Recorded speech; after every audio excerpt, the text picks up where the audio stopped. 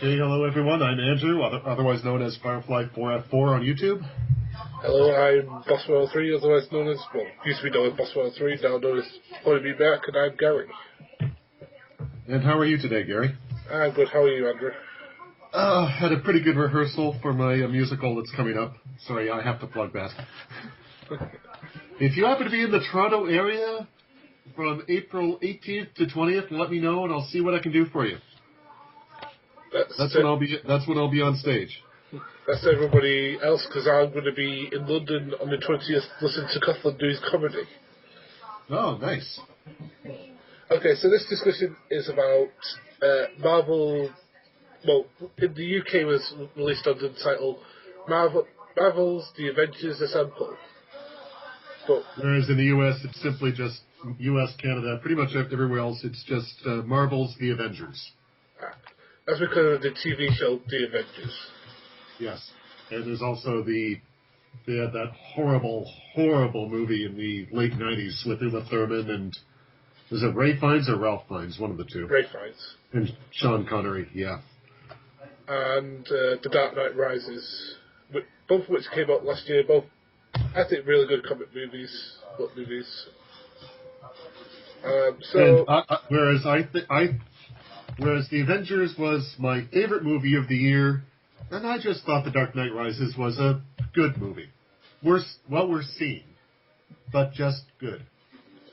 And I thought The Avengers was in my top 4 films of last year, but I thought Dark Knight Rises was better. Which is fair enough.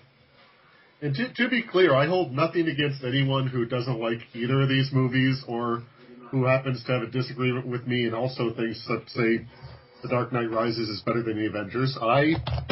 It's all, as far as I'm concerned, this is all just personal opinion, and this is just, anything I say is simply my view. And if you think differently, okay. I'm fine with that. I just want to be clear on that part. Okay. And I'll state the same as that I do understand that some people really didn't like The Dark Knight Rises. I mean, I probably hated it, but, I loved it and I was on that camp, unfortunately. Yeah, and I also know there are people who hate it, and I don't maybe I can understand it, but I don't get it. If that makes any sense. Yeah. So, we'll talk about the Avengers first, because that was the first... That makes sense. One released. So, Avengers came out here, at least, at the very end of April, maybe even the 1st of May. I can't remember exactly the date. And I don't want to look it up right now either. So, whereas, at least in the US and Canada, where I am, The Dark Knight Rises came out near the end of July. Yeah, I think we got a few weeks before you did. No, about the same time it must have been. Yes, I know you definitely got Avengers before we did. Mm-hmm. So yes, the Avengers.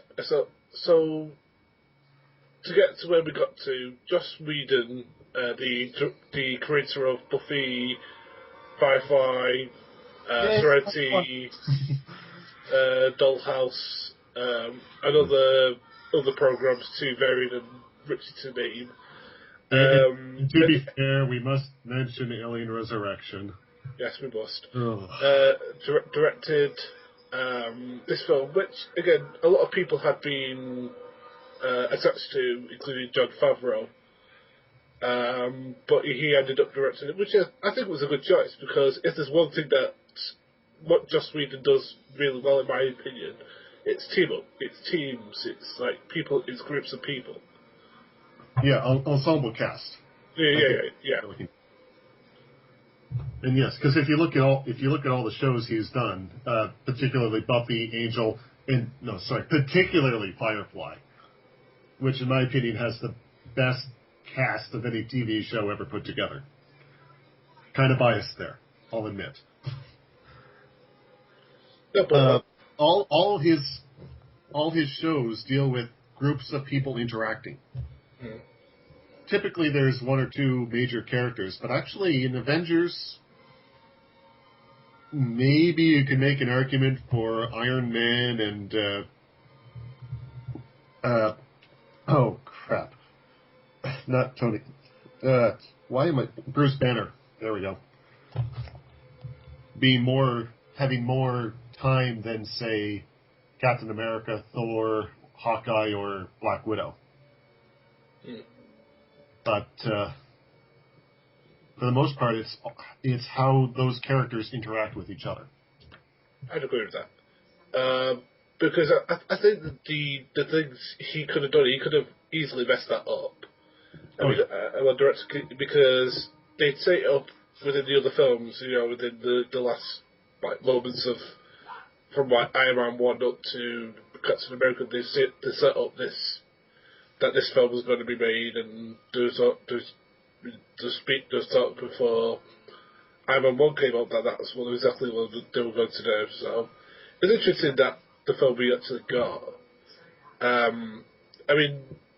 I'll say this, that Joss Whedon managed to get the most out of his actors, because there's people out there who I was unconvinced by when I got heard that they would be cast as the roles that they got cast in.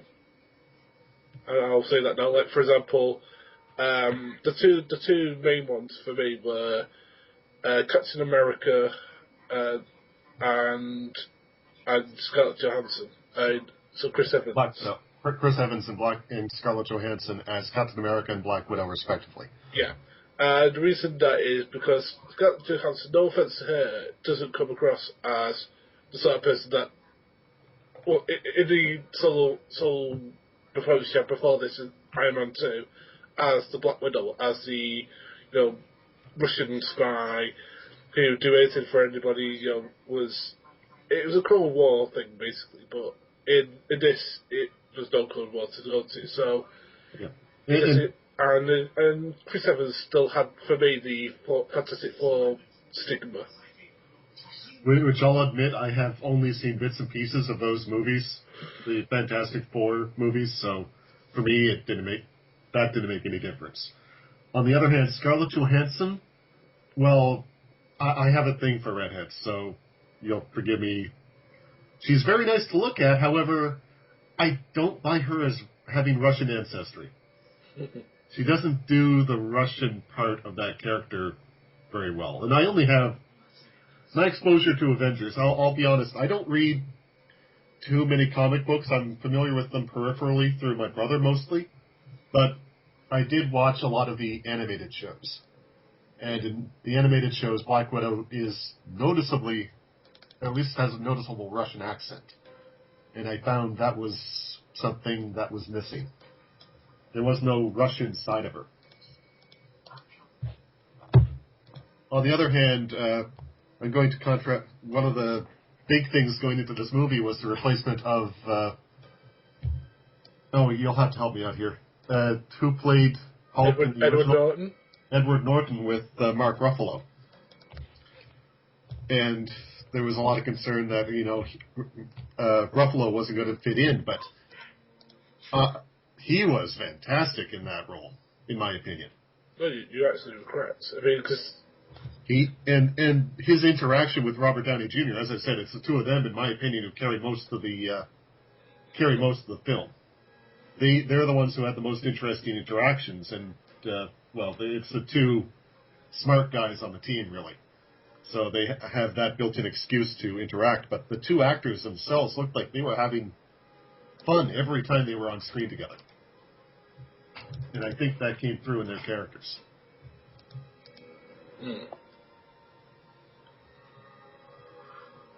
Especially in that one scene where I think it's just before Loki escapes, where Tony Stark and Bruce Banner are chatting back and forth, and Banner says once he's found the cube, he's out of there. And Tony Stark tells him, look, no, you're going to be there, suited up, right next to us. And lo and behold, that's exactly what happens. But that scene, I thought, defined both of those characters.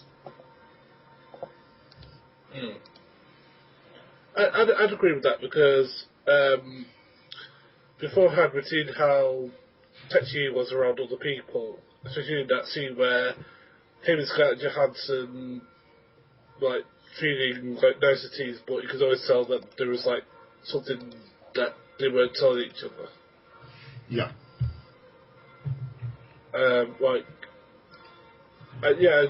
scene, I thought they played off each other well. It's obviously that the people who were in it liked each other. It wasn't like one of those where you could see, oh, they're just acting. You see that it was genuine to a degree. Exactly. Suppose we should touch on Chris Hemsworth as Thor. I thought he was fine. He's more... To me, he and... I actually have to read. The Jeremy Renner. We're both good in their roles. Neither, in my opinion, really stood out. Although Jeremy Renner, a few of Jeremy Renner's scenes as Hawkeye, where he was, particularly where he's shooting the Chitauri as he's on top of the building. I thought those were very good, except most of those are kind of special effects driven. So, of course, given that he spends most of the time under Loki's control, he doesn't really get as much screen time as, say, some of the others to develop his character.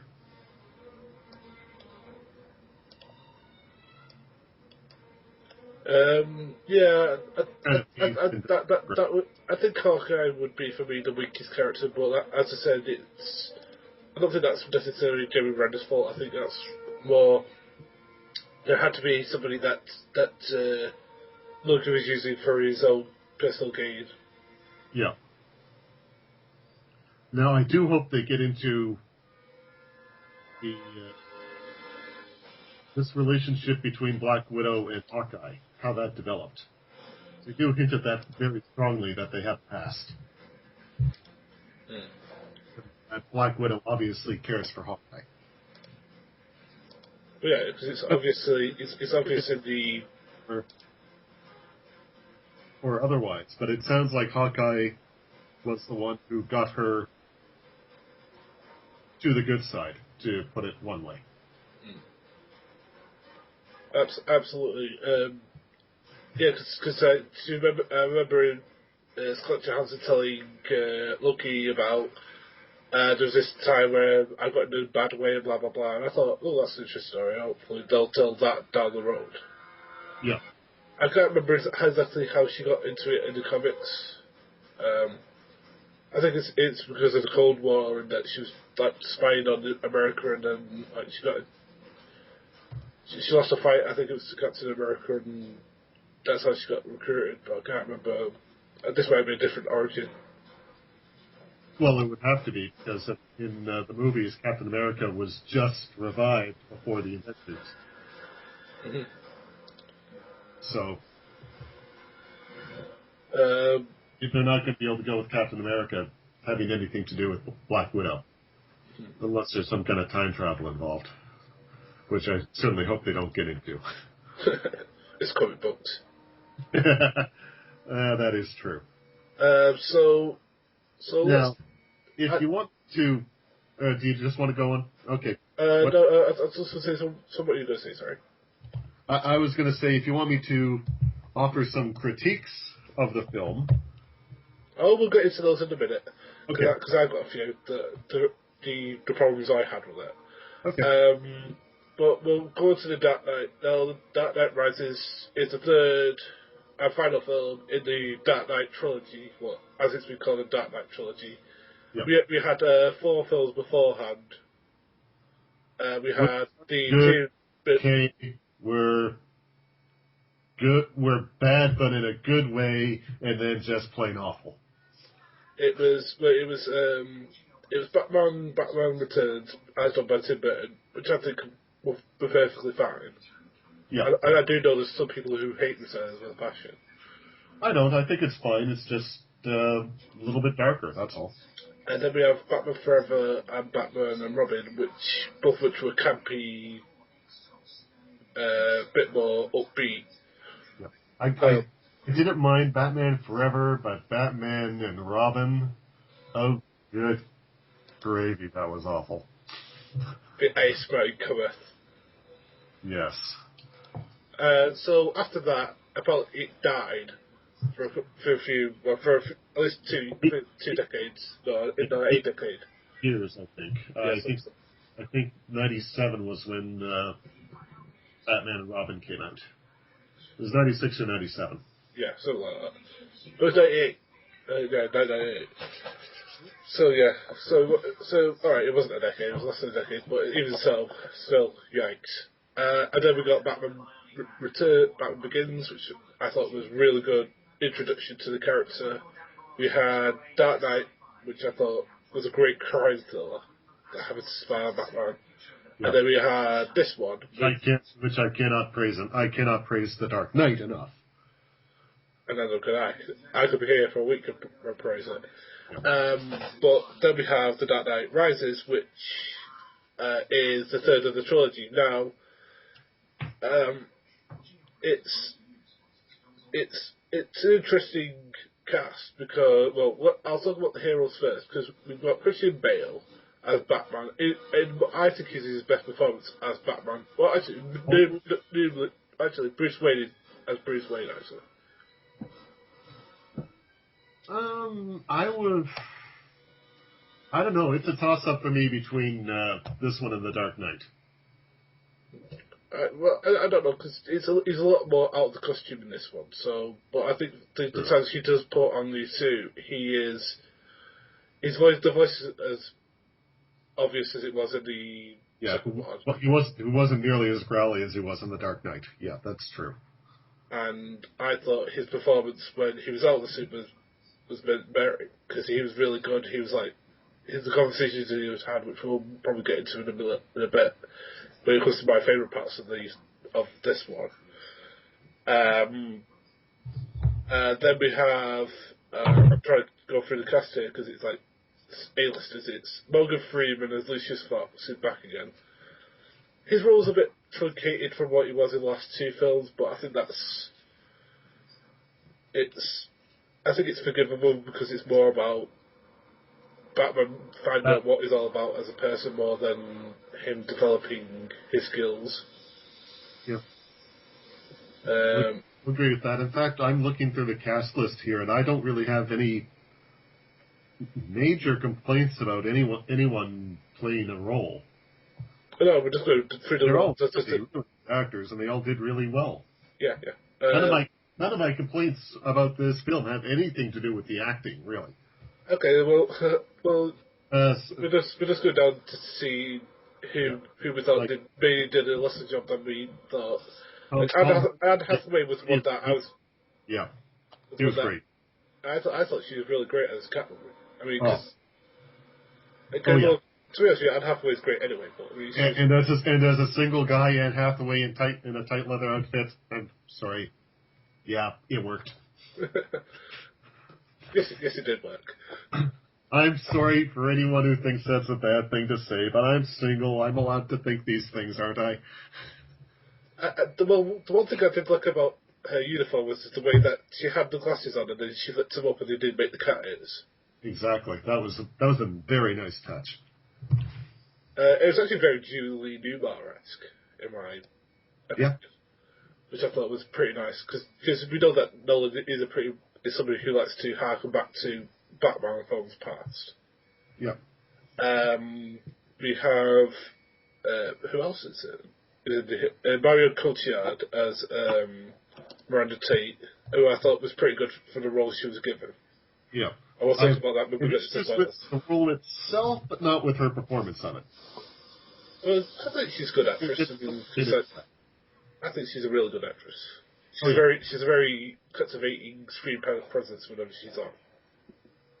I'd say. Yeah. And then Joseph Levitt as the John Blake. I was going to say junior police detective, but John Blake, sure. I thought Joseph Gordon-Levitt was really good. Yeah. Let's just not mention his first name. We'll probably talk about that in spoilers. Spoilers! When we get to spoilers about this film. Tom Hardy's Bane I thought was really good. You'll probably need to put a spoiler warning at the beginning of this. I will do. Yeah. What else? I'm trying to think. Tom Hardy's Bane was really good. Oh. As usual. Yes, he was. Very, very good. Gary Oldman, I personally don't think he was quite as good here as he was in The Dark Knight Rises, The Dark Knight, but then again his role was a little scaled back from that. In fact, spoiler, he spends a lot of time in this movie in a hospital bed. We'll get to that in a bit. Yep. I'm trying to think who else is in it? What's his name? Joker from Full Metal Jacket's in it. So Joker from what? Matthew Modine, sorry. I said Joker from Full Metal Jacket. I couldn't remember the actor's name for a minute. Oh. And then I just got it. Matthew Modine's in it. And he's okay.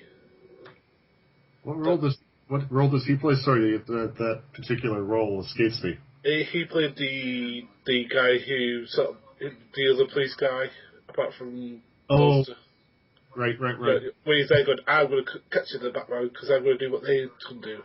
the one who essentially leads the charge at the climax of the movie. That's the one. Okay. He's actually not credited. I'm holding the Blu-ray box in my hand. He's actually not credited as one of the main actors. That's why I. Oh, you see, I just remembered him in it. Fair enough. And very big spoilers. Cillian Murphy coming back as a scarecrow to be the judge in this kangaroo court. I thought that was brilliant. I like that.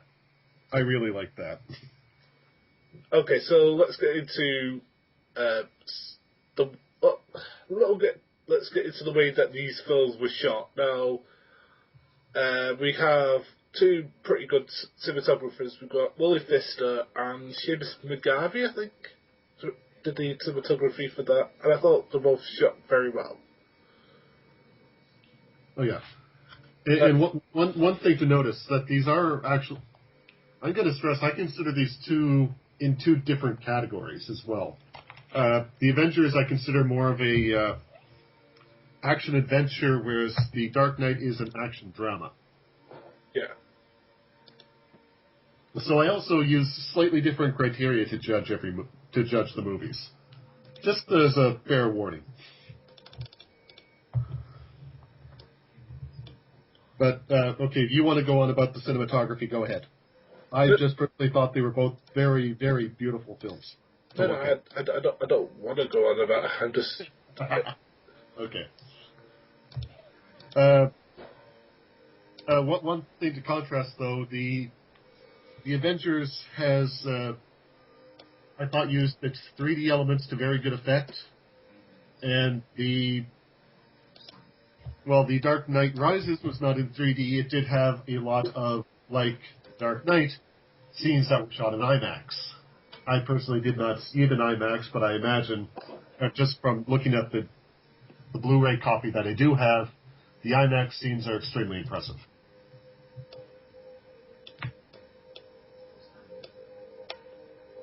Yeah.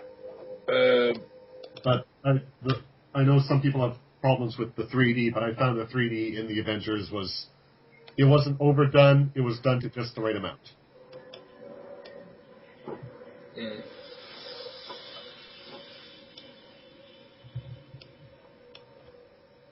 Okay, so what should we go on to next? Well, I thought that, as I said, Dark Knight was very well shot, even in the daytime, because when I think of the Dark Knight, I don't think of him being in the daytime. So I thought it was quite interesting choice to do that.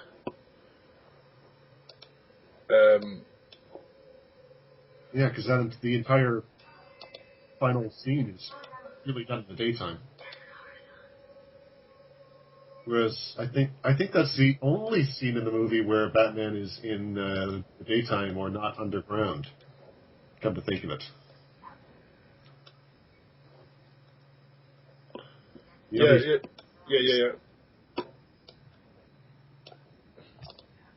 When he first comes around, when he first comes back, it's night. When he fights Bane for the first time, it's in the sewers at night. He saves Gordon and a few of the other cops who were sentenced to exile. What was it, exile? It was two things. It was either death or exile. Yeah. And then he sentenced them to death by exile. Yeah. Yeah. So basically, what he did to these poor people is that you had to walk over this frozen lake, and if you fell through, you basically died. But if you wanted to, you could go free. And nobody made it over. It's the river, not the lake, just... The river, sorry. So for those who don't know, all but one of the bridges at this point into Gotham City has been destroyed. So the only way out is across the one remaining bridge, which Bane has said that if anyone tries to get across, he essentially sets off the bomb. Well, we'll have to get into that in spoilers, because I think when we count the plots for each of them, we'll have to talk about that. Yeah. So, or just people trying to get across the river, which has varying thickness of ice, so that itself is extremely dangerous. But anyway, okay. So, yeah, I think that when it comes to cinematography, well, pretty well done. I'm trying to think what else. Well, scripts will come under the plot, so Yeah. I think we should get into the plot. So, with the Avengers plot, I'll do a brief summary. S.H.I.E.L.D. has gotten hold of the Hydra super weapon that Red Skull was using at the end of Captain America. The Tesseract. Which we learn from this is called the Tesseract. But it's also a gateway to other dimensions.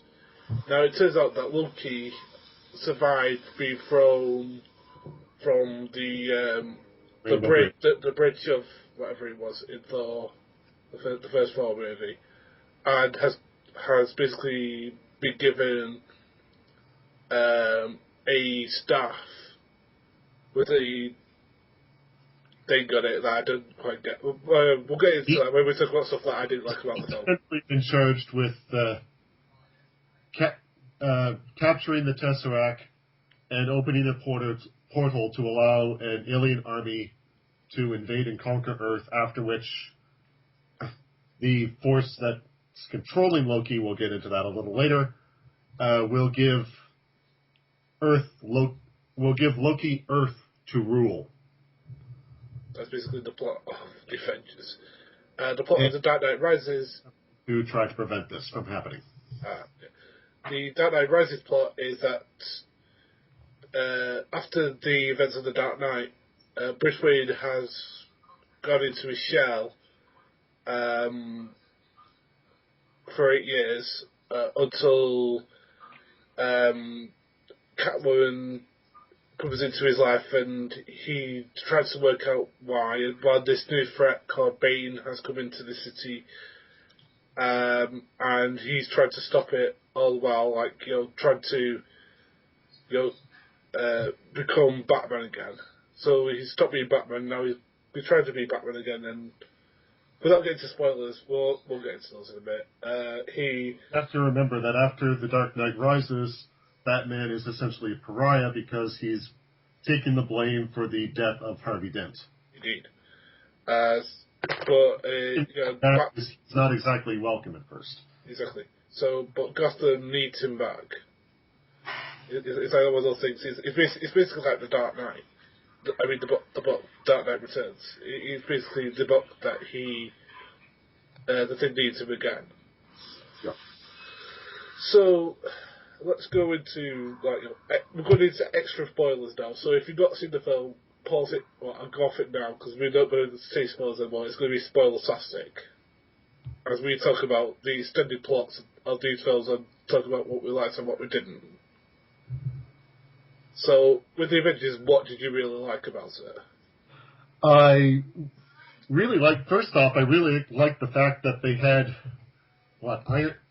Iron Man, Thor, Iron Man 2, Iron Man, Hulk, Iron Man 2, Thor, and Captain America. 5 movies that led up to this one. If any one of those 5 had not been a success or not worked, this film probably would not have happened.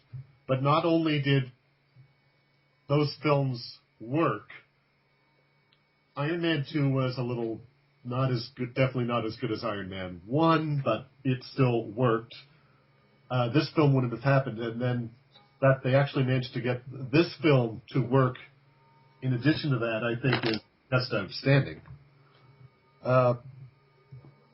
As I said before, the character interactions here are great, which is a Joss Whedon signature. The action scenes are wonderful. The 3D is great. The banter is great. It has. I'm going to quote Richard Roper here. I laughed more at this movie than I did at a lot of comedies this year.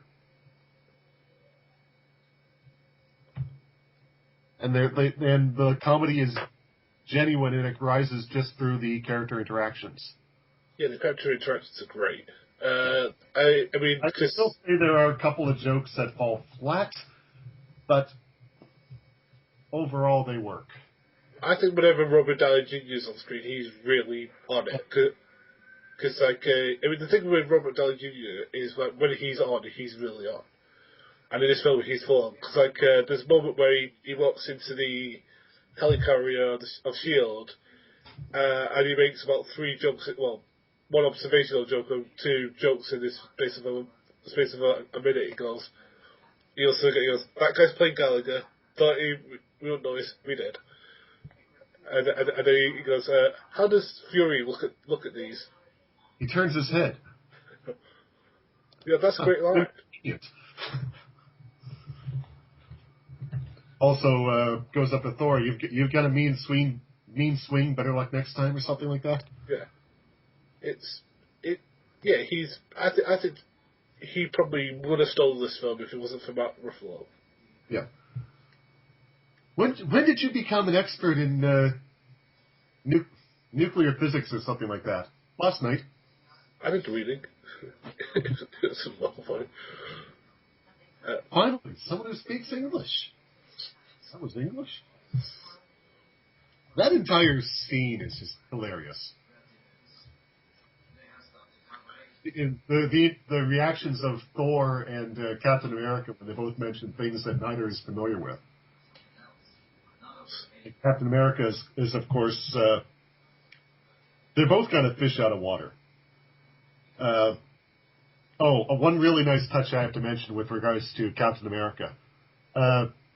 Early on in the film, when we first see Captain America and Nick Fury, who is played by Sam Jackson, who I think is... I think he does really well in that role. But they're bantering back and forth, and Chris Evans Captain America makes his comment that I don't think you're going to be able to throw anything else that will surprise me. And Nick Fury says, I bet you $10 I bet you $10 I will. Or you will. And then, as Captain America comes onto the bridge of the helicarrier, he's looking around, he reaches into his wallet, pulls out $10 and hands it to Nick Fury. And this is like about 20 minutes to a half hour later. I thought that was a very nice, subtle touch. I did as well. The scene that really got me was the bit where those Russians are questioning, what's her name, Black Widow, And she's just there going, this moron's giving me everything. It's just... This one's everything. Everything? And she just kind of looks at us like, really? And then proceeds to escape and get the hell out of there. After tying everybody up or beating everybody up. Yeah. Yeah, I mean, that was just a great scene. I mean, the thing is that in Iron 2, you didn't see what her ability was, and this you go, wait, she's a manipulator. Yeah, you're breaking up a little bit. Oh, sorry. But yeah, that scene was really great. The scene that I liked most of all, I think it is the scene that everybody liked, which is the one where Loki says stuff to the Hulk like, "Oh, I am God, you mortal, and I will not thump, thump, thump, thump, thump." Puny God. Yeah. Sorry. He's just so Joss Whedon. Oh yeah. Yeah, there are also a lot of very nice scenes with Thor and Hulk, actually. Although, from what I understand of the Marvel Universe, and this is going back to the Silver Age? Yeah. Essentially, Thor was brought into the Avengers as a means to control the Hulk. No, it was the way the Avengers started was that Loki was going to use the Hulk to destroy Thor. That's the way that it happened in the original Silver Age. Is that the Hulk was basically an unruly beast, and Loki thought, "Aha! I can use this beast to my advantage," which is a theme that the film might have stolen. And basically, that's what happened. Yeah. I have to say, for some reason, you've got you're metallic right now. For some reason, I'm not sure why. Oh, sorry. I'm not sure if it's just a connection or something on your side, or maybe it's on mine. Oh, yeah. Let's see if I can change that. Should be okay.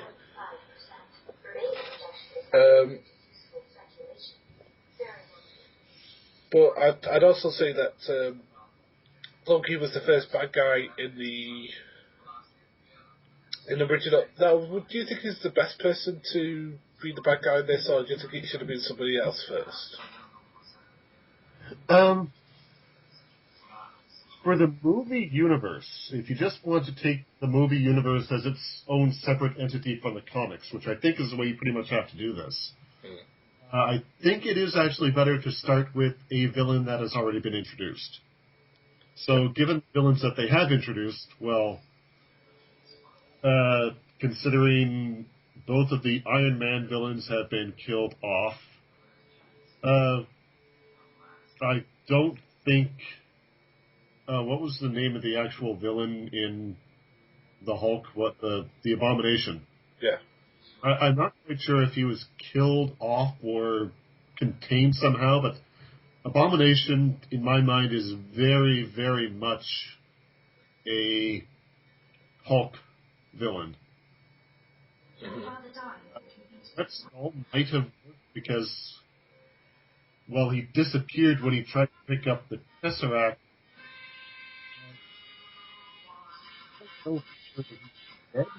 But even then, Red Skull is more traditionally associated with Captain America, almost exclusively, from my understanding. So he has part of the Avengers in some of the comics. Yeah, because of his affiliation with Hydra. But I don't know, because I don't think that Hydra would have survived that long. But I don't know. Maybe this new Captain America film will. Well, yeah. So, given that does pretty much leave only Loki. Now, you could possibly argue that maybe they should have introduced another villain in one of the other movies, but from the villains that they had, I would say Loki was the best choice. He's otherworldly, and he's bringing an army. Yeah. Well, seriously, that the moment we got into stuff I didn't like, that'll be one of the points that we will talk about. Yeah, I thought Loki was a good villain for what he was, especially the way that you saw that the way that he, got under his Thor skin a lot. And Tom Hiddleston, I must say, is fantastic in that role. Yeah. I know a lot of people said they didn't like him in the original Thor film, but I thought he did fine in both. Yeah, So I thought he was better in the Avengers, to be honest with you. yeah. Like the scene where when he's creating the diversion for Hawkeye to steal some metal. Sorry, I can't remember the name of the metal off the top of my head. But you need the metal in order to act as a stabilizing agent for the energy of the Tesseract. So while Hawkeye's team is going to steal that, Loki creates a diversion. He originally just looks normal, but as he walks outside, he mysteriously or magically gains his armor with the horns and the scepter, and then has the holographic, I'm going to call it holographic or magical duplicate around this crowd of people and says, "Kneel." I thought that was a good scene, especially with the older German who gets up and says something along the lines of, "I will not kneel before you. There have always been men like you who have asked us to kneel, and they're never up to anything good." That's the gist of it. So no, I will not kneel before a man like you. And I thought, is Joss Whedon doing a Hitler reference here? I believe so, yes. Without actually mentioning Hitler. Well, that would be a good result of that. But, because I think Captain America harkens back to it as well. Oh yeah, because they talked about that in the Captain America film. In fact, I think they reference that here. I punched out Hitler 1,000 times or something like that. Because if anyone who hasn't seen Captain America, he starts off as a what is it? Poster boy. Mascot, essentially, trying to raise All ones. those guys. Yeah, war bombs, yeah. Like,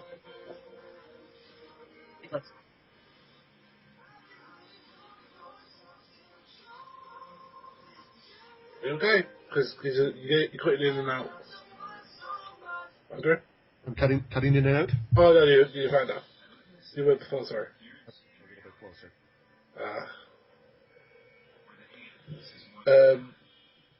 But yeah, he's basically, I think he's selling war bonds, I think, or munitions bonds, or something like that. Jeez. Now you're cutting in and out. I'm sorry. I'll try to get a bit closer myself. Cutting in a while, then you were fine, and now it's back to being like that metallic sound again. Oh dear, sorry. But yeah, I believe, he was selling war bonds, and then the whole thing where he meets the Red Skull and the whole thing. Yeah, go and watch Captain America. Because I actually do think it's actually a pretty decent film. Yeah, I liked Thor more, but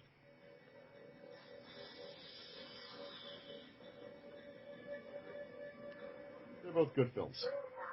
Yeah. I'm trying to think. Yes.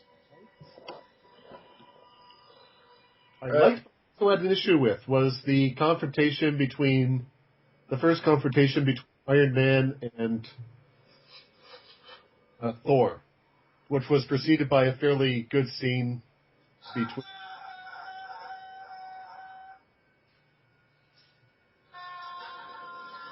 Between what, sorry? because the Rainbow Bridge is gone, Odin has to summon a lot of dark energy in order to send Thor to Earth to capture Loki, and he shows up while Loki is being transported back to the helicarrier. So he takes Loki off of the jet, is pursued by Iron Man, and before Iron Man gets there, he and Loki have this intense conversation, which essentially just seems to establish the fact that they were raised as brothers. It essentially establishes everything that was established in the Thor film, that they were raised as brothers, and that Loki turned evil. But it's still very well done, in my opinion. And it ends with the, "Now listen here, brother," at which point Iron Man hits Thor and carries him off, and Loki just says, "Listening." And then Thor and Captain America have a big fight, which I thought was very entertaining, but I do have a problem with it, as I think you know. It's one of the plot holes of the movie. If you want to start getting into that now. Just keep it going a second. Just.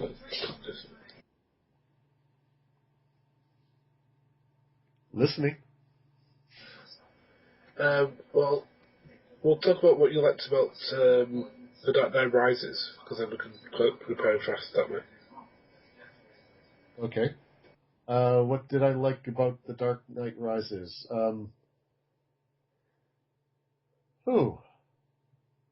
The acting I thought was very well done.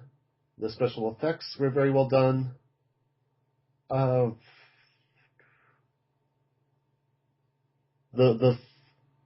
The initial fight scene between Bane and Batman was quite well done. I actually thought that was extremely well done. The interaction between Bruce Wayne and Selina Kyle / Catwoman, I thought they had a very nice friend or foe, let's call it, relationship. I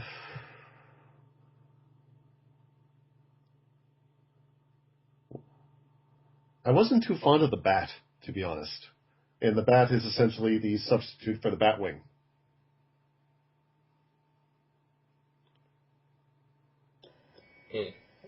Most of my problems with the movie have to do with the plot. I'm sorry. Okay, we'll get into that in a minute then. What did you like about it? Me? Bane's character was terrifying, which it's supposed to be. Oh, the scene at the stadium. I love that scene. I thought the scene was great. The monkey was great. I thought from every scene he was introduced with, we got that awesome Hans Zimmer score. You know that. That scene. Sorry, I'm not getting any of this. You're breaking up again. Oh, sorry. I'll try and put my face. Sorry. I've got to be a bit quiet because my mum's got to bed. Sorry. That's fine. Sorry. I just said that I liked the scene he was in, really, because you had that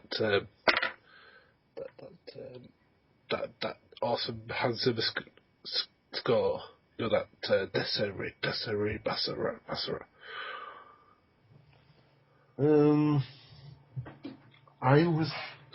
To be honest, I was kind of indifferent to the score.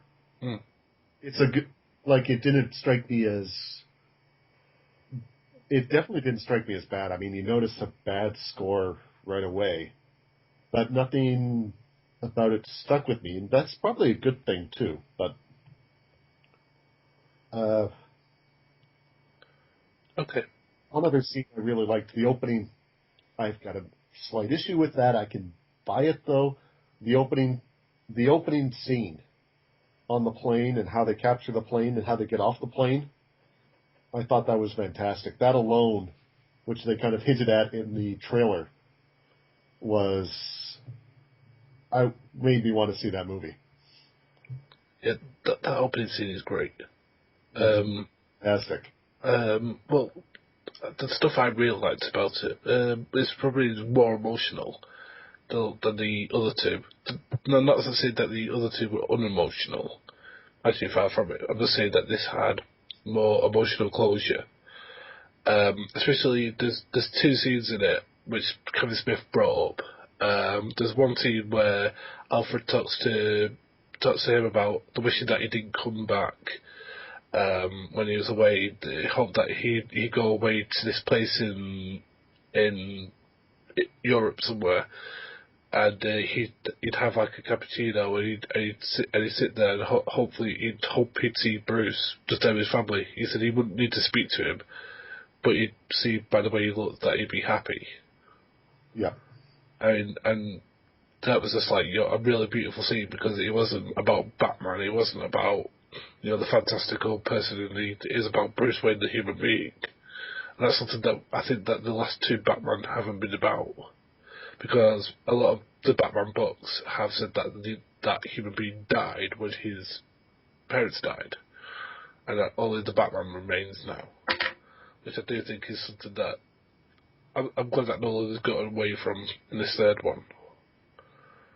The second one is the one where him and Jim Gordon are talking in the bar, and he goes, you'll never know who it was who saved him. He said, well, it says you'll never know the hero that saved the city. He said, well, the hero can be anybody, even somebody who does something as simple as put a coat around a young boy's shoulders to let him know that the world isn't ending. The first scene I really liked. That was a really good scene. I think they went an issue with that we'll get into when we get to the nitpicks or problems we had with the movie. And I also have an issue with the second scene you mentioned. But again, we'll get into that with the nitpicks. Okay. The other things I really liked about it, I like the fact that they replicated the Nightfall comic thing, the famous bat break. Because, I mean, as much as that looks goofy in comics, I thought it looked awesome on film. Okay. I thought the way that Bruce had to re-find his humanity again in the prison, I thought was really good. I thought it was really good character development. I thought the way that his relationship with Selena Kyle, I mean, their relationship felt real. That these two people, these two desperate souls, found each other through probably the most, harshest of things ever. The fact that she betrayed him, the fact that he still felt there was good in her, and that when he comes back, you could tell. You could tell by the look of her face that she was so glad that he came back. Like when he goes to her, he goes, "My powerful friend will help again," and he gets on the bike and he goes, "Are you going to be okay?" And he goes, "Yeah, I'll be okay." And I think that's it. Is that there is a love between them, and it's one of those. And I think that's one of the things that I liked about it, is because this person, and the last person he loved got blown up, and now he's in love with this person who is basically the antithesis of everything that he's been fighting against, but she could be everything he wants.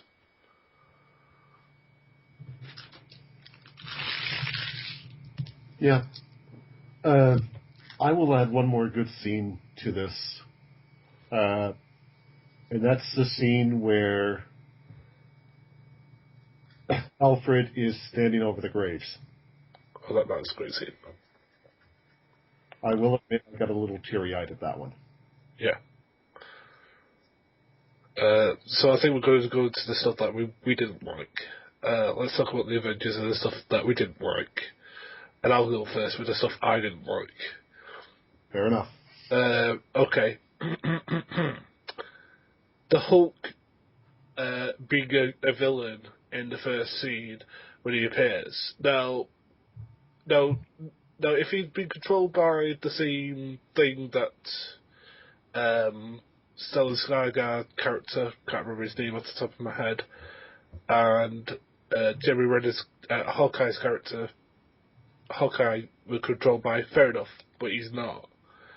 All you see is that when he walks past him, he just gets a slight headache.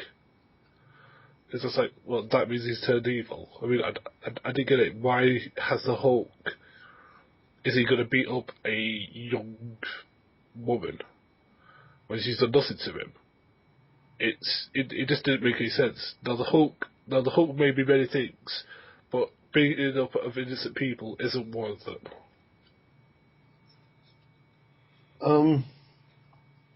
I will disagree with that to a point, and that's that they've established in the immediately preceding that Bruce Banner was holding on to the scepter, and it was somehow affecting him, making him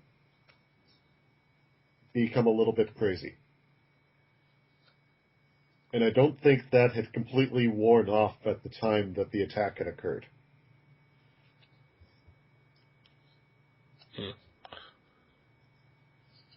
Okay, it just didn't make any sense of why he would do that. I mean, because the Hulk isn't like that. He's not that sort of thing. Especially in the comics. You know, the Hulk does have a humanity. It's accentuated humanity, but it still has humanity. Yeah. As they demonstrated in the scene where, in the Hulk, where he saves, I'm sorry, I can't remember Liv Tyler's character's name. Betty Ross. Ross. And they're kind of in a bit of a cave, and he's protecting her. Yeah. Mm-hmm. So that's a point. I chalked it up to a little bit of being under the influence of the scepter. Okay. Still. Okay. That's fine. Again, I just wish they made that clear. Yep. Or maybe they did make it clear. I'm just being stupid. Because they did show the scepter when they started arguing, so maybe you got a point there. Yeah. Well, actually, that's actually the second point, which is the goddamn scepter seems to have powers that I don't think it would have. Like, for example, that it could turn people evil. Why can't it turn people evil? I mean, yeah, I can get it, the fact that it fires the Tesseract blue exploding flame thing, but why does it turn people evil? Why does the staff turn people evil? Plot convenience?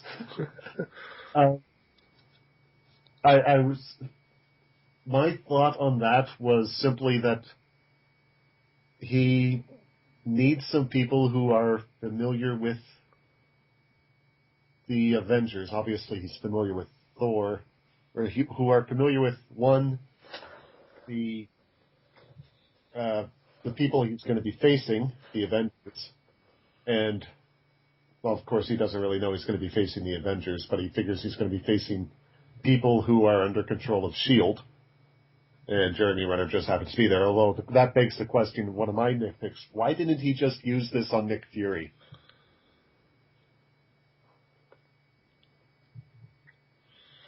Because he would be the obvious person to take from that opening scene. And Nick Fury probably would have been a whole lot more useful or had a whole lot more information in him than Hawkeye. He probably wouldn't have gone without much of a fight because Loki kind of got the advantage on Hawkeye. Well, that's one of the things that annoyed me was the Chitauri. What the are they like monkeys? Are they robots? What are they? Kind of an alien hive mind. All right, because so like the alien monkey robots then. From the Avengers, one of the animated cartoons they did, one of the animated movies they've done of the Avengers, was they actually covered part of this in that movie, and I just anticipating mention this because I've seen other reviews mention it, how when the nuke goes off at the end, all the Chitauri die Phantom Menace style kind of thing, if you know what I mean. Yes, I exactly know what you mean. They all just drop, the flying ones fall out of the sky. I took that as simply being they're controlled by kind of a hive mind. And it also happened exactly that way in the cartoon, in the animated film.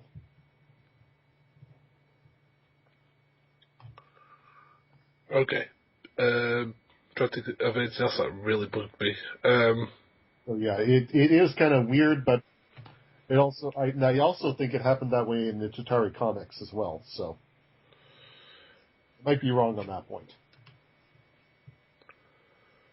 The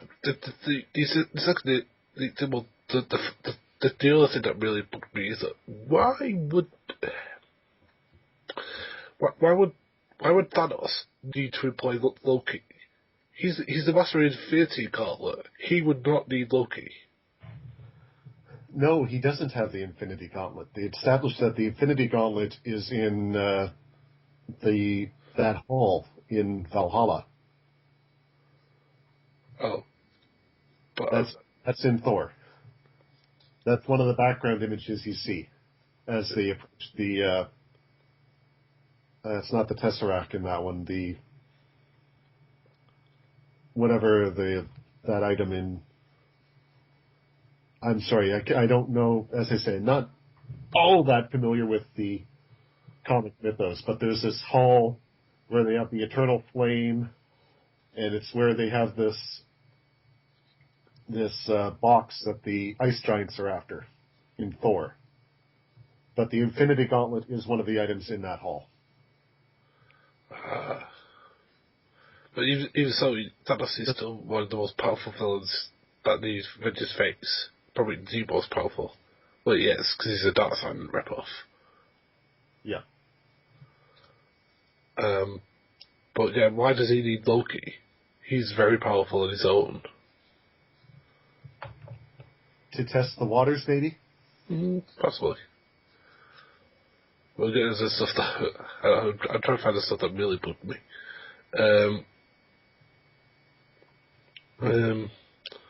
If I may chime up, this is the major plot hole that everybody I've heard review this movie in a critical way brings up. That is, after the Captain America, Thor, and Iron Man showdown in the woods, why is Loki still around? Well, isn't his master plan to get caught? Yes, but also, given that, yes, his master plan is to get caught, but why aren't the heroes asking, why didn't he run away?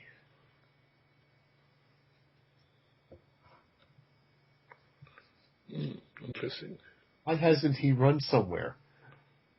Or does he just know that he's not going to be able to get away from Thor like this?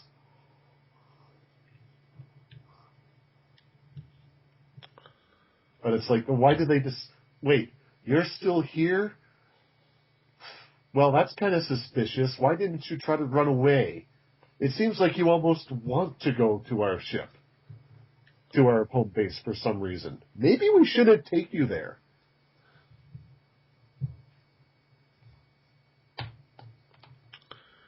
Yeah. They famously bring this up is in the... I'm not sure if you follow the How It Should Have Ended cartoons on YouTube. I don't, but I've been told they're very funny. Yeah. I suppose that basically ends the Avengers bit. Now we're going to get into the Dark Knight Rises and what you didn't like about that. Yeah. I'm going to mention one of the jokes I thought was...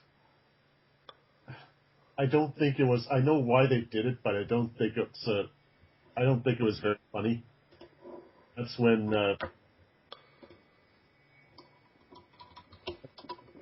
just before Tony Stark shows up on the bridge of the helicarrier.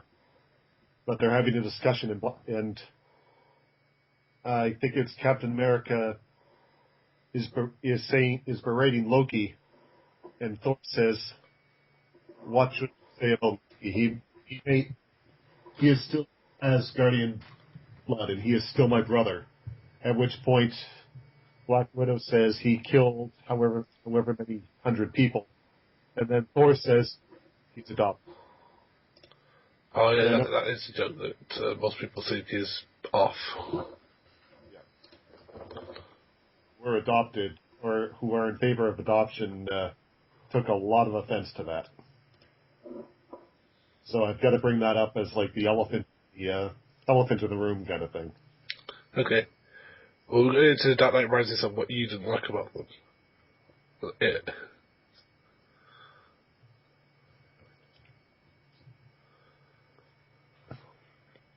I mean, I could go into the scenes that I personally didn't like on the Dark Knight Rises.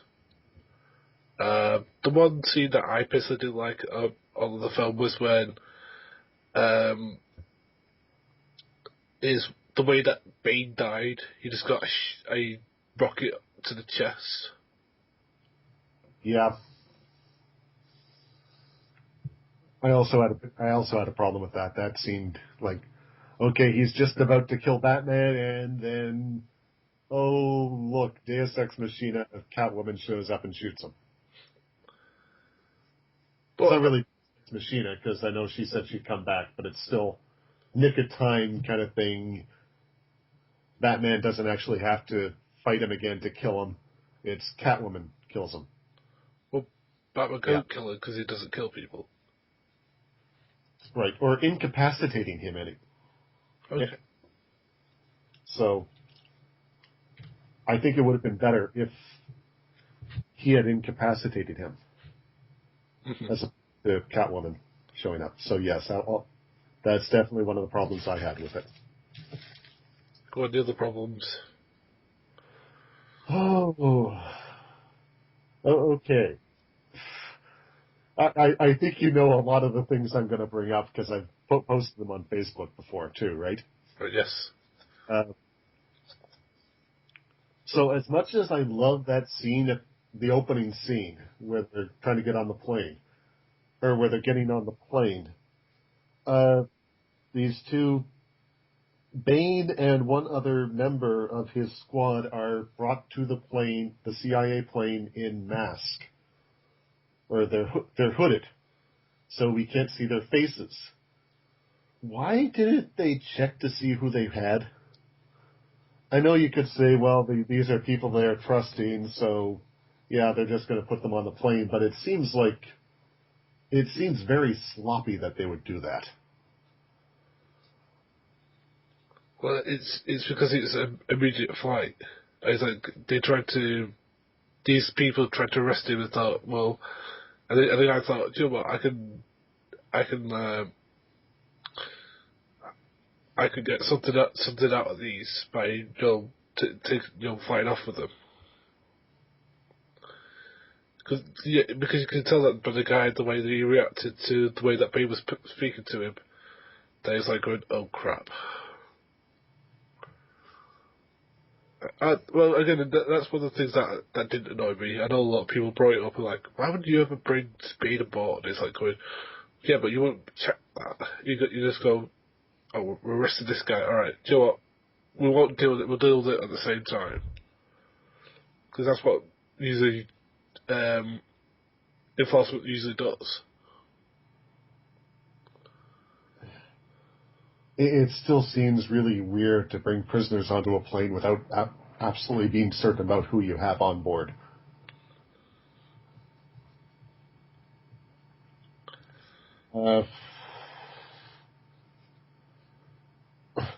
How did Selena Kyle get all of Bruce Wayne's fingerprints?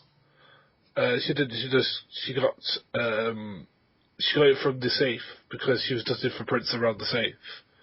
And then, as it was a number safe, he would have to use his digits to do that. Right, but how do you know which fingerprints are which? You can use a tell. Because Is she saying that Bruce used his entire hand on the number pad, or usually, yeah. And plus, she dusted it around the handle as well. Or you use your entire hand to open that, don't you? And at most, I think you'd get partial prints. I don't think you'd get full prints. It depends how recently it is you opened it. Is it the thing with the those Batman is it tends to be hyper realist, so I don't think time distortion works the same way it does in the real world. It depends, how when he used it, the number pad, how he uses his right hand. It would depend. I'll break up again. Oh, sorry. No worries. Yeah. So most of my problems with these, like I could overlook, as I've said on Facebook, and I think I said it on YouTube before too. But most of these are any one or two of these I could overlook, but added all together, they bog down the movie for me a little bit, especially in as I say, action drama as opposed to a action adventure type movie. Mm. Because of the drama, I expect things to be a little bit more realistic. What would be the next thing? Let's overlook how they got the bicycle or the motorcycles into the stock exchange itself. Presumably, someone could have stashed them there earlier somehow. But I'll mention that just because it did seem weird. But I can buy that there are going to be ways to do that. So obviously there's been an attack on the Gotham Stock Exchange, and somehow at pretty much the same time, Bruce Wayne makes this really stupid investment and loses all his money. Mm. Why doesn't that raise red flags immediately at some kind of stock exchange oversight committee?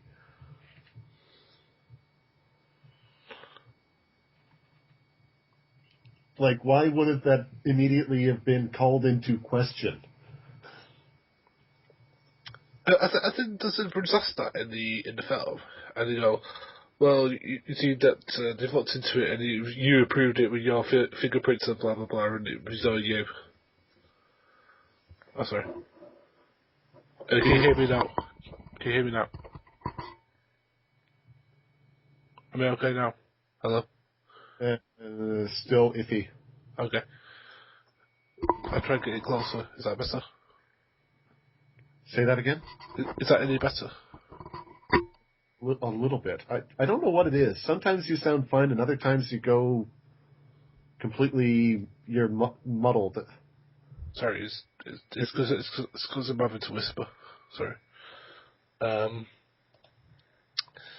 was just saying, I think they explained that they had his fingerprints and they had his access codes and all that sort of stuff, so that it was legitimate. I still think it would raise questions, especially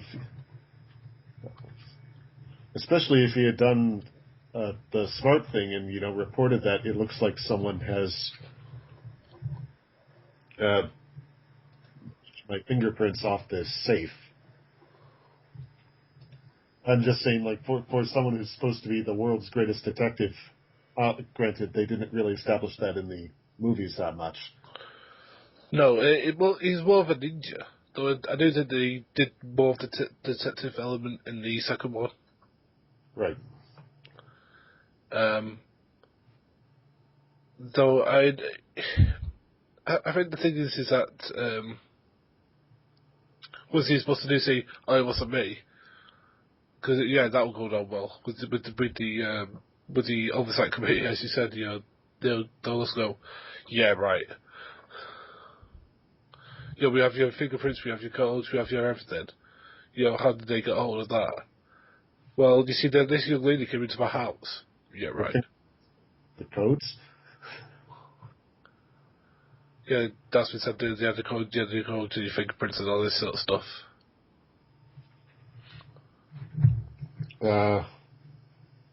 What's another big one? It's not the neutron bomb, is it? Yeah. Jim Gordon. As much as I liked Gary Oldman's performance of Jim Gordon, to me, the character did not come off as smart as he was established in, say, The Dark Knight, where he came up with the plan to capture the Joker by faking his own death and then coming back and being the one to save Batman. Yeah, I know what you mean. But when they first start chasing after, he goes down into the sewers without backup, really? Yeah, but you don't know what's down there because all you're just hearing is that there's noises down there. So you don't know what it is. It could be just one person just messing about. Yes, but even so, why would you go in alone? It doesn't really make much sense from a police procedure standpoint. You're going into an unknown environment, especially, you should be taking at least one person for backup. I think he did take one person, isn't he? Did he? Yeah. I don't remember the other person. But then okay, so then he's hurt by Bane, and they find him, and then he goes to the hospital, and after he makes one, and then the entire police force to go underground. Why would you, once they establish that they have this paramilitary operation running underground, why would you send the entire police force underground as opposed to, say, calling in some unit of the armed forces to go in? Or, at the very least, why would you send the entire police force underground? That was stupid. Seriously, if there's one other thing that I didn't like about the film, is the logic of let's get the police underground because we need the whole police force to get this guy. So it's like, no. If it was like, all right, we're going to spend this little unit, and then we do is that you bomb that, and then you can spend the other police officers to go and help them, and then you bomb them. I could sort of live with that. Yeah, but as it is, they all different tunnels pretty much at the same time, and then bombs go off and they're all sealed underground. That made no sense in the beginning, right from the get-go. And then you have the bomb itself, which the doctor establishes that once it's disconnected from its harness, it will start to go into decay. And then it will explode in about, 3 months, 6 months? It's 9 months. 9 months. And yet, somehow there's a timer on it? Yeah. That's what decay means. No, because he explained that he knows how to turn it into a weapon. It's not just taking it off that turns it into a weapon. He has to do stuff to it to turn it into a weapon. If you look at the scene where he's talking about it, they mention it at least twice, because that's the reason that Bruce didn't want to turn it on in the first place, because this doctor knew how to turn that particular source into a weapon. Yes, but turning it into a weapon, but they also established that it's going to be unstable and then blow up blow up by itself at some point. So it's a weapon in that it can set it off at any point, but then there's also this indefinite point sometime 3 months in the future when it's going to be unstable and just blow up by itself.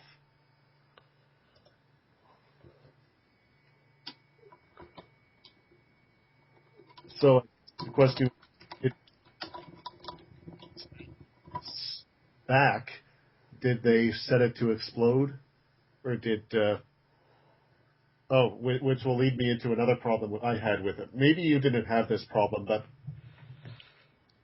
I call it the dangling character effect. When a character is established as being important, but you don't know why, and then you figure out, oh wait, they must be the villain. I'm talking about a Miranda Tate here. Yes.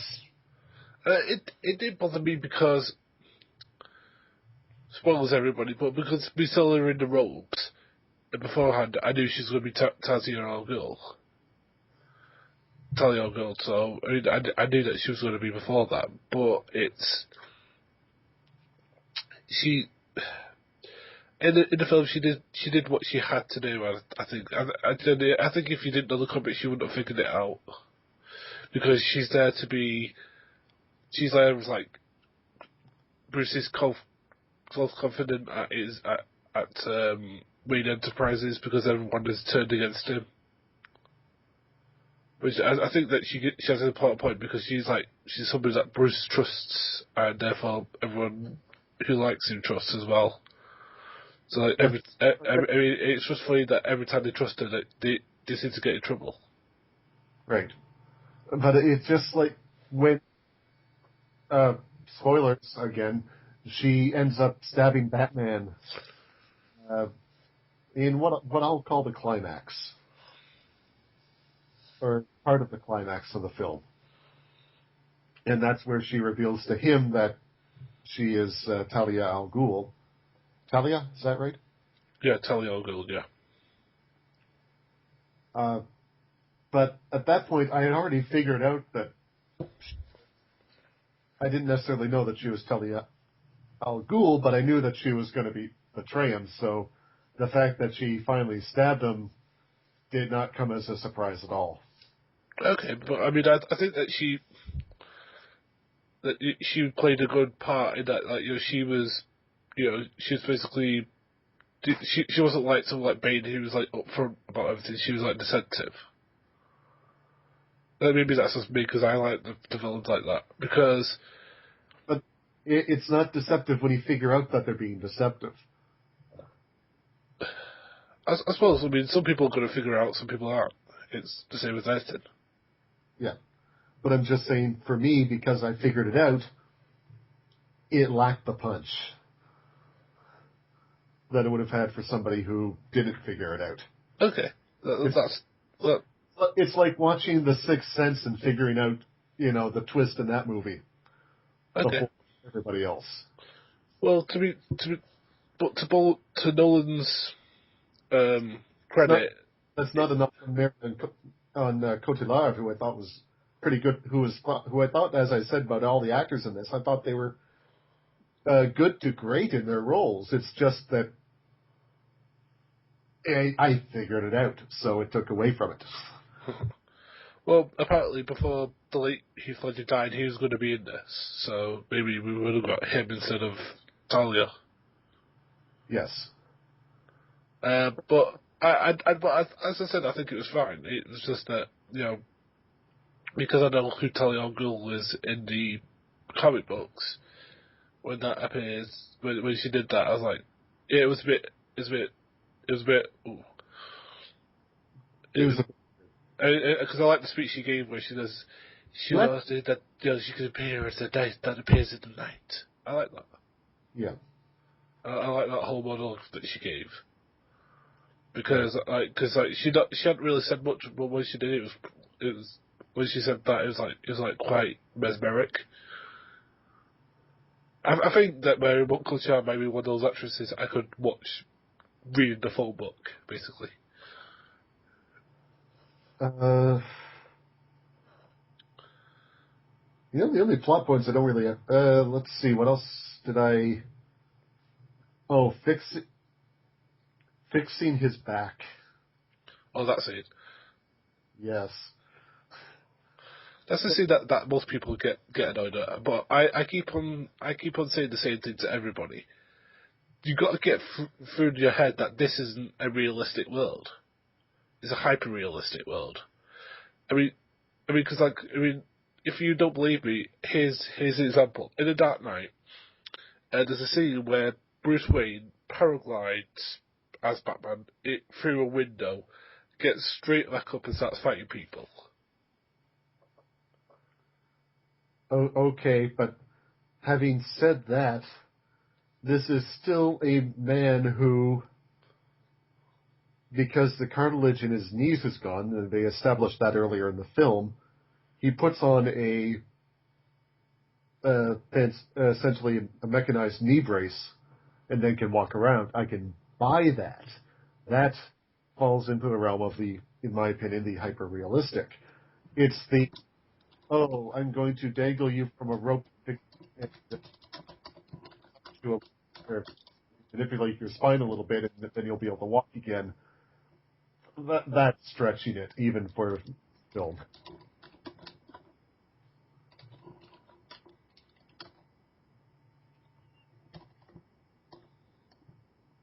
I like the scenes that come after that. The fix that. Off, in my opinion. But okay. Oh, and if I may go into my final... I have two more little nitpicks. Yeah, go ahead. One is... So they establish the bomb has a 6-mile blast radius, right? Yes.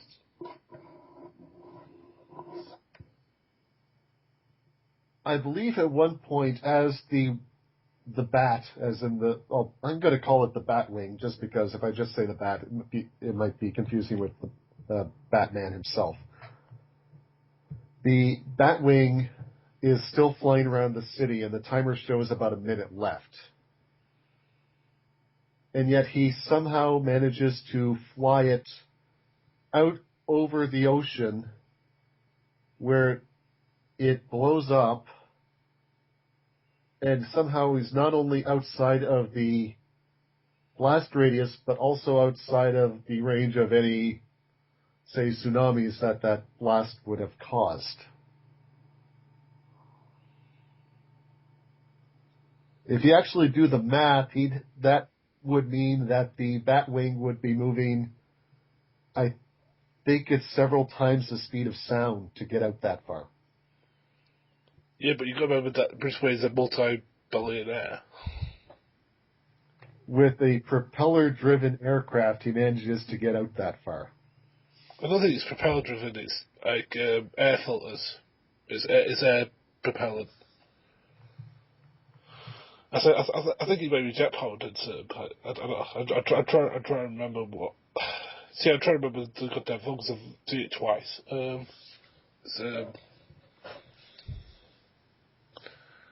Yeah, something like that. I'm trying to remember. Yeah, well, that's maybe the one thing that I'll go, dodgy science there. Because even if he did take it into the sea, which let's say he did, why did people say, "Oh, cheers, Batman, for eradicating the sea life that lives underneath that part of the ocean"? Yeah, that part too. And as I said at the beginning, it's not that any one of these plot points by itself would have been fine. For me, it's the combination of all of them. They're overlooked. The sum is greater than the whole of the parts, as you said, for me. Because things, there's some of the things that you said I agree with, some of them I disagree with. Right. especially the bit with the back, because I just think that it's a hyper realistic series. It's not something that's saying, "Oh, we're definitely in the real." It has a scene where a guy gets killed by a pencil in the eyeball. I mean, it's a fantastic scene. I'll grant you, but I see magic. yeah, exactly. That's a great scene, but I mean, it's still. I mean, I don't think you could kill somebody with a pencil through the eyeball. Don't try it, anybody at home, just to prove me wrong. Okay, and I'm going to touch on two more, which are kind of related. But these ones, I'll admit, are really nitpicky and more of a personal preference kind of thing. Cool. You had mentioned I'll talk about the scene with Gordon first at the end, where sometimes all a hero is someone who places a jacket on a young boy. Yeah. Well, I understand why they put that flashback there. I don't think it was necessary. I think you can trust your audience enough to remember that scene from Batman Begins. Well, there might be people in the auditorium who might not have seen Batman Begins, because you have to, as a filmmaker, sort of assume that the people who are seeing your film are seeing it for the first time. Yeah. So it maybe it's there for them. I mean, I possibly mean it might be for the people who also forgot, because, well, that scene was just one quick scene in Batman Begins, and the fact that they're pulling back to it just shows you what a good filmmaker Christopher Nolan is. Just taking a small little scene and making it that powerful a moment. Yes, and I will accept that, because as I said, that's a very, very minor nitpick. More of a major, that's still nitpicky, but more major, I think. And look at in this one I'm getting from the Cinema Sins site, and I agree with it, because it bugged me when I saw it, and I wasn't quite sure how to put it into words. They were talking about that wonderful scene between Alfred and Bruce, where Alfred is talking about being in the French cafe and looking over and seeing Bruce with his family and all that, and then just smiles and everything. But right at the end, they show Alfred in a cafe, and he looks over, and then they show Bruce and Selina. Yeah. I think it would have been much more effective if they had just, and much more mysterious even, if he had just smiled. Okay, but here's where I'm going to disagree, because this is probably going to be an Inception spoiler here, but I'm going to go ahead, because I think it's the same as Inception here. Because is that what he wants to see, or is that what he actually sees? No. Okay, because and I'm going to play hit because I mean, because while he's talking about, you keep on hearing about how the thing has been fixed.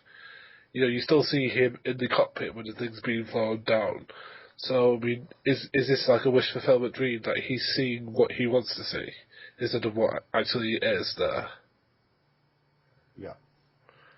I mean, because it's maybe an exception thing where I'm going, oh, Christopher Nolan is a genius, where he did this thing, but it's at least an interesting proposition. Yes, but I'd as a counterpoint to that, I'd argue you get the same mystery about why is he smiling? Is he just remembering talking about Bruce, and maybe he's just looking over and having a happy memory about Bruce as he looks over, or is he actually seeing Bruce there? I've heard some people make that point, and it's an interesting point, but I still think it's interesting either way. But I think it's good to see him happy, and I say it from that point of view, if it's real. Right. Which again, I'm going to say for that it is, because I don't think there's any reason for it not to be. Yeah. But I'm just saying that because it's Christopher Nolan, it has made me think of that possibility. And one more, just because at the very end, when spoilers, when the first name of Joseph Gordon-Levitt's character is actually Robin, he finds the Batcave. The obvious implication being that, as was established earlier in the movies, that symbol, not a man, that he will be taking over Batman. Now, whether they actually continue that in, say, the discussed Justice League movie or not, is unknown. But my question would be, so he's going to figure out how to operate all this equipment, and how is he actually going to be able to afford all this stuff? Something to be established in the future films if they choose to go with him. I think he got left. I think he got left a lot of things by Bruce, didn't he? He got left the house. The house got left to the charity, and I think the funds got separated between him and his debtors and a couple of other things. I'm trying to remember. Shit, I saw it twice as well. I don't think he would have had any other funds, would he? I mean, Bruce was only left with essentially the house. I don't know. It's quite interesting.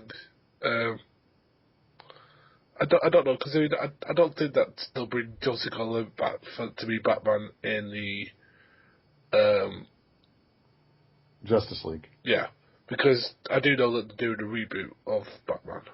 Yeah, I think you're right. I mean, hopefully they'll bring Joseph Gordon into that, because then the series will have some sort of continuity. In that well, he's Bruce Wayne. Is he calling himself Bruce Wayne? You just get people doing that. That'd be quite funny. Yeah, true. But I don't think that this Batman would fit into a Justice League movie. And it's nothing against the Justice League. It's just that I can't imagine a person who deals with psychotic people who cut their face deal with somebody who can transform himself, or somebody who was created by the Greek gods. Yeah, true. But it depends which way they go with it. Because I do know that DC are going this sort of serious route, which I do think is a good route for them to go, though, because it makes them different from Marvel. I'm sorry.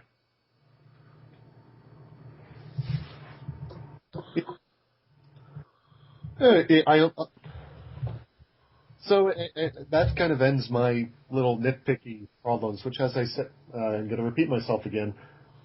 I could have accepted one or two of them, but it just seems like there's an awful lot.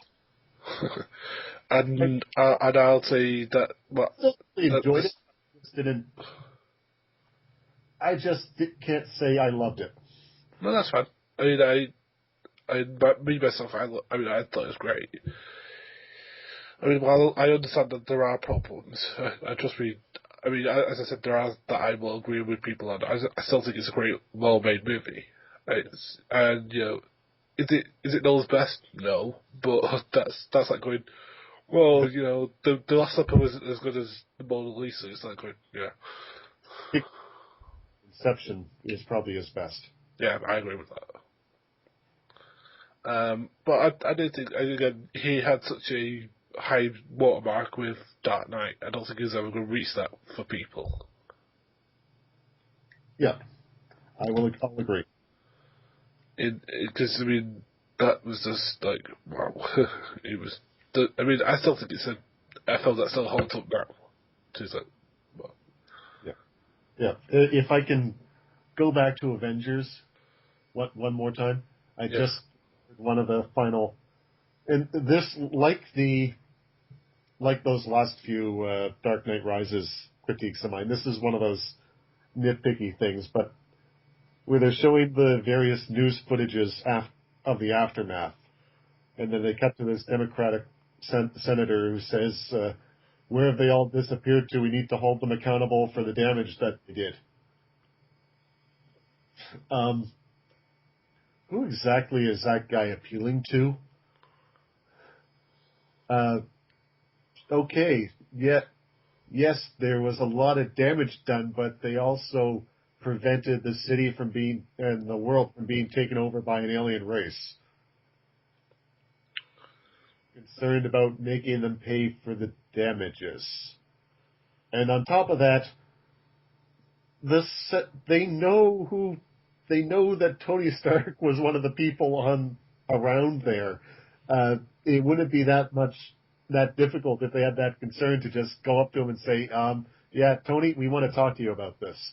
It's like nitpicky. I'm pretty sure that was just thrown in for humor at the end, but it's still... And I actually didn't catch that until I rewatched it again recently, so... Yeah, actually, I remember that.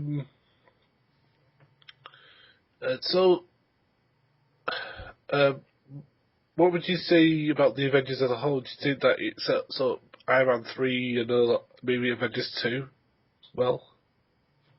I definitely think so. Although what's really sold me on Iron Man 3 is the trailers that they've had out for Iron Man 3 have just been fantastic, in my opinion. So the question is, what accent is Ben Kingsley doing? It's something like this.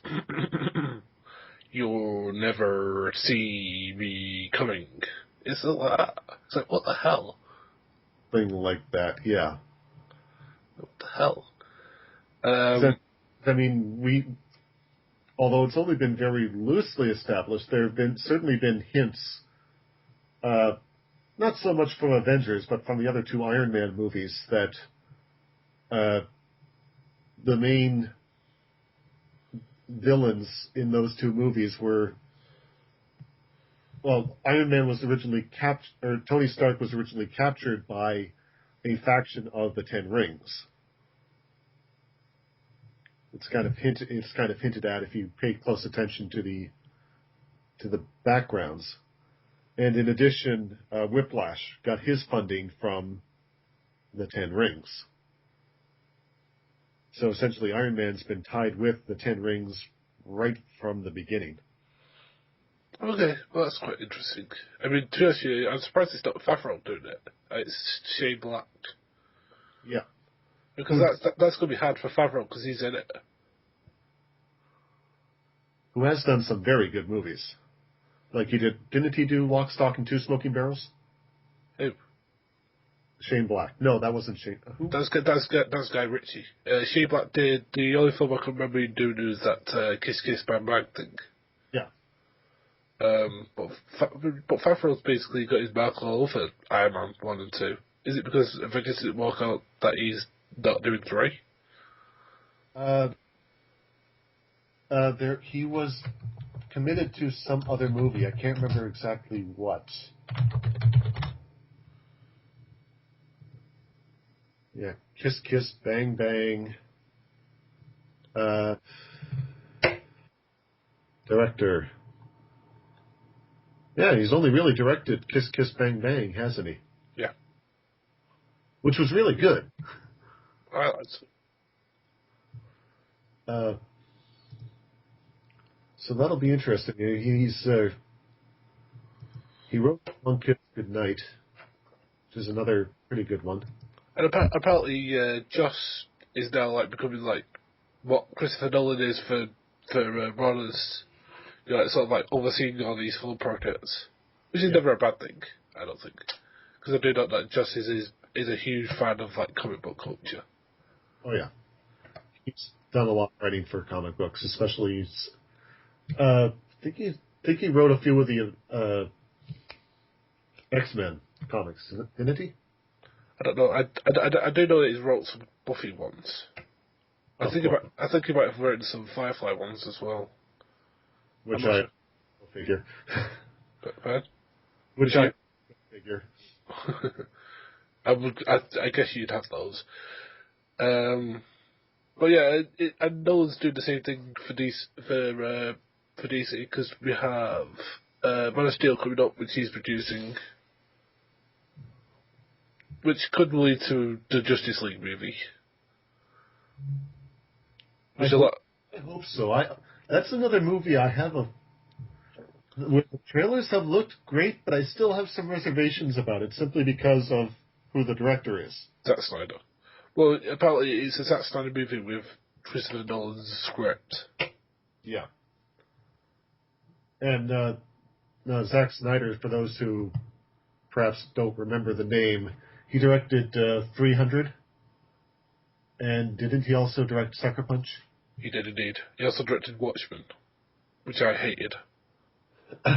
Oh, you're not going to like me. I preferred Watchmen to the comic. I'm going to start swearing.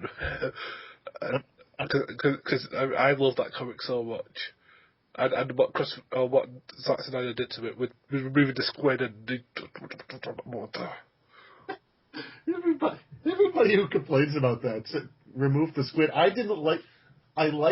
Really liked the Watchmen comic, but the squid was the one part I wasn't sold on. But what? It's also, and he also removed the Black Fate. And he was... Sorry, I'll start singing. I'll start wondering about all the bits I removed in a bit. Yeah, if it's not obvious, we've gone a little off topic now that we've done both movies. We're talking about comic movies in general, which is fine. Because we're talking about what's going to come next. I mean, actually, they didn't include the actual story for the actual pirate boat story. Sorry, the name. What did you call it? The Dark? Tales of the Black Freighter. So the Black Freighter, right. They did actually, if you watch the scenes in the, where they show comics, that comic actually features fairly prominently.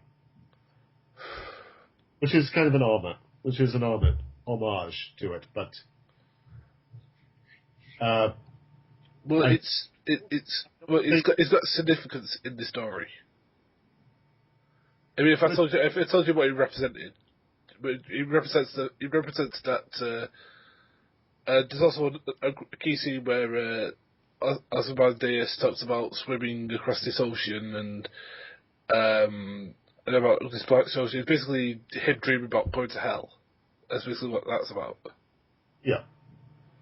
For the evil he's done and that sort of thing. So, essentially, the story of a mariner whose ship gets wrecked. He builds this raft and essentially turns evil as he drifts closer to the shore, and then ends up killing. Does he end up killing his family when he gets to shore? Yeah, something like that. Yeah, from what I remember. At which point he goes to the Black Freighter. Yeah. Which is essentially a mirror of Ozymandias' character. Yeah. And that's what Ozymandias is basically. He talks about a dream he's had because he's been reading this comic, right? And about him swimming down this lake that he doesn't know where it's going to go, and it's red. It's basically him going to hell. Yeah, that's basically what he's dreaming about. And it's an important. But again, if I start talking about the book versus the film, I'll start shouting. Because I really hate that. I really hate that film, because it's just like. But again, I don't think it's that bad. I don't think it's just that I like the film, the comic too much. Yeah, it's like I know some people who don't like the comic book version, the film version of Superman Red Son. So what do I know? Right. But I mean, I'm hoping when they do the Justice League film, they don't go dark side right away. Yes. I'll admit I'm one of the people who didn't know who Darkseid was. I just I got home immediately after watching the movie for the first time, looked up who the character was, and it suddenly clicked. Oh wait, they said, if you know who Darkseid is, that's the line leading up to his reveal is very well done. Is He talking about the Avengers. That's Thanos. Yes. Oh, Thanos. Yes, Yeah, Thanos. Thanos is a Darkseid ripoff. Yeah.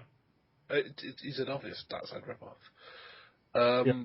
But I'm hoping that in the Justice League movie that it will be From what I it'll understand. be like Doctor Destiny or Starro the Conqueror or something like that. Yeah. But there's an argument to be made that this is what I found out afterwards, that maybe Thanos is Darkseid done right, especially if he has the Infinity Gauntlet. I don't know, because Darkseid, Darkseid does not have that at the moment. no, but he wants the Omega equation. Oh, sorry. I'm getting them confused again. No, because Thanos wants the Infinity Gauntlet, and he's actually got it in a comic named the Infinity Gauntlet. Whereas Darkseid wants the Omega equation to take over the world. And Thanos wants to death. Yeah, basically he wants to conquer death, but you can only do it with the Infinity Gauntlet. Yeah. That's the reason that you see him smiling when he goes to fight the humans is to conquer death, and you see him smiling. That's why. So the Marvel Universe, Death is an actual character. Well, Thanos, yeah. Yes. Yes. No, Death is an actual character in the Marvel Universe as well. Thanos is literally trying to impress the character of Death, who is female. I don't know, because again, I've only read stuff with Thanos in it when he has the Infinity Gauntlet. So Thanos' entire deal is he wants to win the heart, so to speak, of Death. He wants to court Death. Yes, that's his whole deal. Yes. I don't think Death is a female in the Marvel Universe, but hey, it wouldn't surprise me if it was. But yeah, he's obsessed with death. He basically wants to conquer death. And one day Jules on the Infinity Gauntlet lets him do that. And then he wants Death to be impressed by him. Yes. So court as in to win the affection of. Yes. To court as into what one would usually mean when one says to court death. Yes. So basically, entendre, I think. I don't know. But yeah, he's basically if it's something dying, he's obsessed with that. And it's something to do with him. Because I think his wife died or something like that, and since then he's been like possessed. But I don't know how they'll do it in the next film, because he looks like purple smiling man. Yeah. So. Well, he's kind of, from the comics I've seen, he does kind of look like that from time to time, either smiling or scowling. I suppose he's not Darkseid, I suppose. Yeah. So I do wonder who they will get to play the voice of Thanos.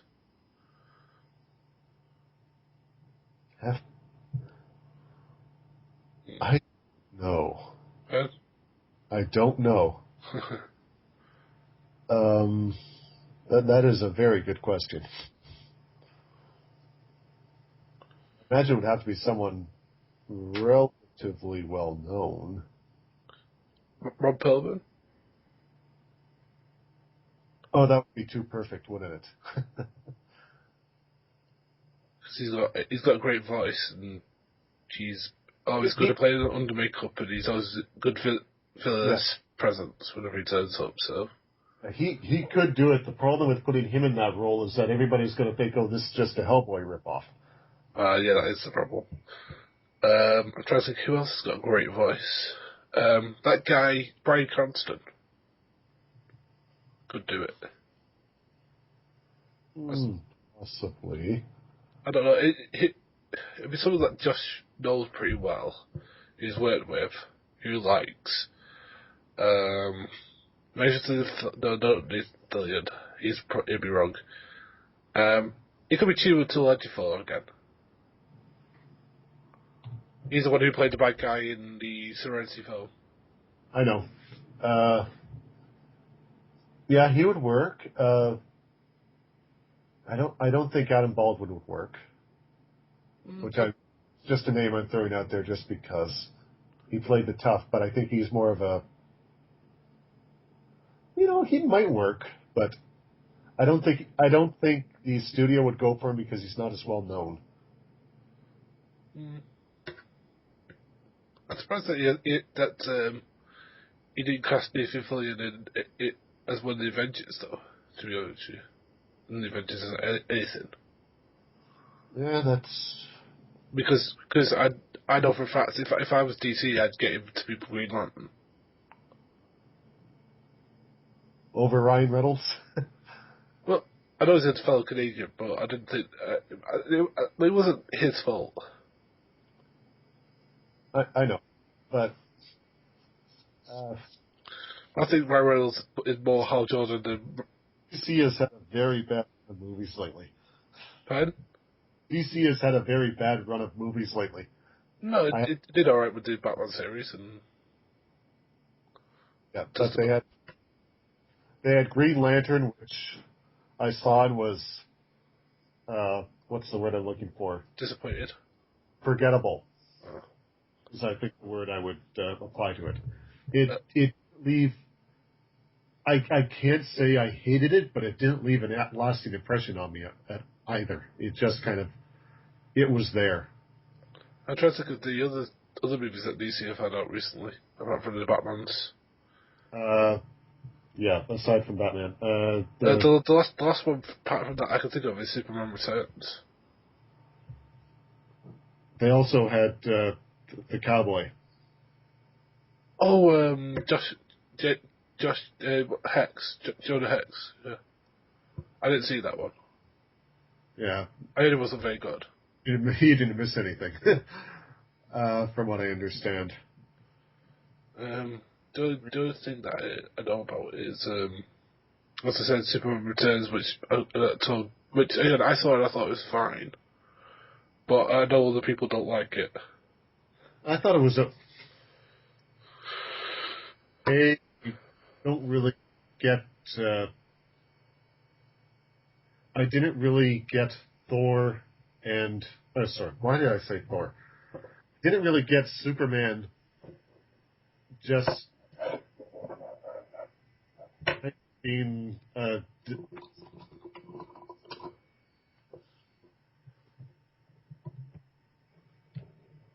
I didn't think they needed that plot point at all. And of course, you know how Steve feels about this. Steve shives. Steve likes to curse for everybody else, for everybody who doesn't happen to know him. Thinks it's one of the greatest superhero movies ever. Yeah, because I saw his video about it. I agree with it to some part. I don't think it's overlooked. I don't think it's not as bad as everyone says, but it's still boring. Yeah. Like nothing happens in it a lot. Yeah. It's just like Lex Luthor does stuff, and then you see Superman just looking into Lois's window, which is a bit creepy, and then him going away. It's just like, do something. Yep. Put something. Stop a robbery. Stop a murder. Tell a joke. Do anything. It had some very nice. It had some very nicely shot scenes, like the scene where the bullet hits his eye.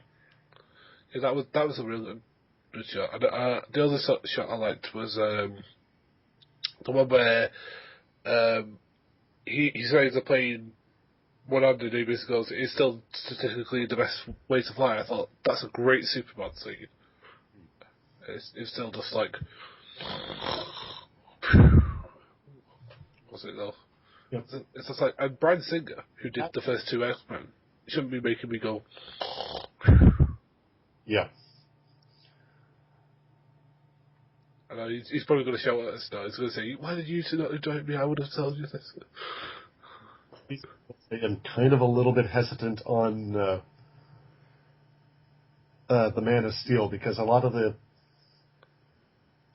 the trailers, although they do have some good scenes in them that can be interested, a lot of it seems like it's very dry drama. Well, people, there's been a couple of screenings apparently, and it's not like that at all. Like, oh, he's on a fishing boat in the Bering Sea. Why is Clark Kent / Superman on a fishing boat in the Bering Sea?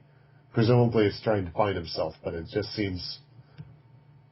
I'm worried there might be a little bit too much of that and not enough of Superman being Superman. Well, I've been told. Well, by the screenings that have been shown, apparently it's supposed to be nothing like that. Okay, good. It's supposed to be really good Superman fun, which is what we all want. Because he's not Batman. He's not the goddamn Batman. I mean, there's no reason why Superman can't be serious, but he's not Batman serious. So it's not Mark Miller doing Batman, or Superman. Frank Miller, Batman. Damn Batman thing. Well, Frank Miller Batman could be one of two things. It could be either The Dark Knight Returns, or Year One, or it could also be All-Star Batman and Robin. Yeah, let's not have All-Star Batman and Robin. And the goddamn Superman. Yes. That would be a complete misrepresentation of Superman's character. Yeah, that sounds like betrayal. Yep. But no, I've been told that it's a lot more upbeat than the trailers have shown, which is fine. And I think Henry Cavill could be a good Superman because he looks like that. And the girls seem to like him, which is always a good thing.